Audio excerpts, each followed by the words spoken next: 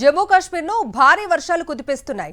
Cloud బర్స్లతో ఆకస్మిక వరదలు ముంచెత్తిన ఘటనలో ఇప్పటివరకు 41 మంది మృతి చెందినట్లు అధికారులు ప్రకటించారు. వర్షాలు, వరదలకు ఇళ్లు, దుకాణాలు కొట్టుకుపోయి తీవ్ర నష్టం వాటిల్లింది. ఇళ్లలో మేటలు వేసిన మట్టి, బురదను తొలగించుకునేందుకు ప్రజలకు కష్టతరంగా మారింది.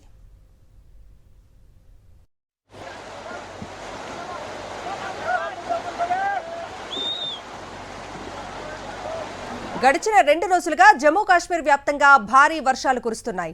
అనేక ప్రాంతాలు వరద గుప్పెట్లో చిక్కుకున్నాయి. దక్షిణ కాశ్మీర్లో జీలం నది ప్రమాదకర స్థాయిలో ప్రవహిస్తోంది.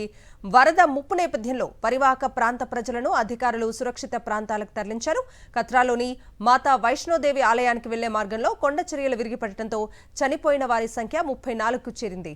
వారిలో 18 మంది మృతదేహాలను వెలికితీసి జమ్మూలోని మెడికల్ కళాశాలకు తరలించారు. వీరంతా పంజాబ్, ఢిల్లీ, రాజస్థాన్, మధ్యప్రదేశ్, ఉత్తరప్రదేశ్కు చెందిన యాత్రికులుగా గుర్తించారు.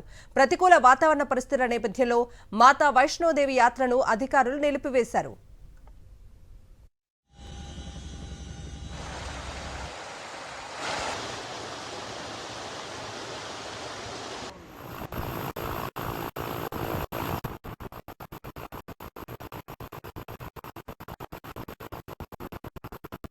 ఉత్తరాదిన భారీ వర్షాలు బీభత్సం సృష్టిస్తున్నాయి. జమ్మూ కాశ్మీర్, హిమాచల్ ప్రదేశ్లో పరిస్థితి అత్యంత దయనీయంగా మారింది. కుండపోత వాన, మెరుపు వరదలతో ప్రజలు అల్లాడిపోతున్నారు. హిమాచల్లో పలుచోట్ల కొండచర్యలు విరిగిపడి ప్రధాన రహదారులపై వాహన రాకపోకలు నిలిచిపోయాయి. చండీగఢ్, మనాలి నేషనల్ హైవేపై భారీగా ట్రాఫిక్ నిలిచిపోయింది.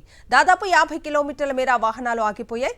దేశ రాజధాని ఢిల్లీకి పండ్లు, కూరగాయలు తరలించే ట్రక్కులు ఇందులో ఉన్నాయి. దీంతో ప్రయాణికులను నిలిపివేసి నిత్యావసర వస్తువుల రవాణాకు అంతరాయం కలగకుండా అధికారులు చర్యలు చేపట్టారు. బియాస్ నది ఉధృతంగా ప్రవహించడం వల్ల కులు, మనాలి మధ్య పలుచోట్ల రహదారి కోతకు గురైంది. మండి, కులు మధ్యనే దాదాపు 12 చోట్ల కొండ చర్యలు విరిగిపడినట్లు అధికారులు తెలిపారు.